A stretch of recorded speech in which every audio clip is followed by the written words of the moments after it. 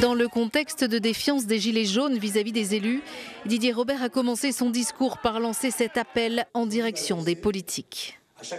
Je propose aux élus de La Réunion, et je serai le premier à le faire, d'accepter de respecter le principe « un homme, un mandat, une fonction ».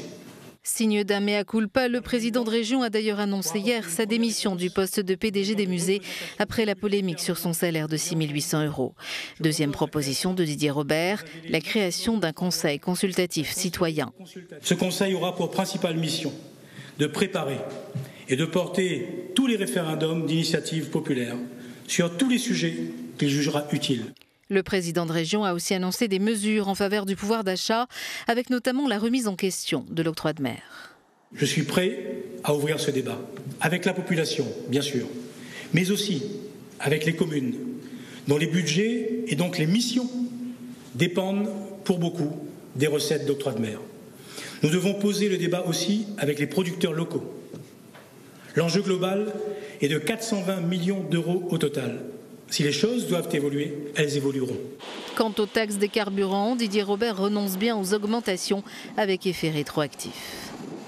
Je confirme aujourd'hui, de manière solennelle, à la fois le gel de l'augmentation de la taxe carburant à partir du 1er janvier 2019 et la baisse effective des taux pour les ramener aux bases de janvier 2017 pour effacer ainsi toute augmentation de la fiscalité sur les diesels et l'essence pour tous les Réunionnais.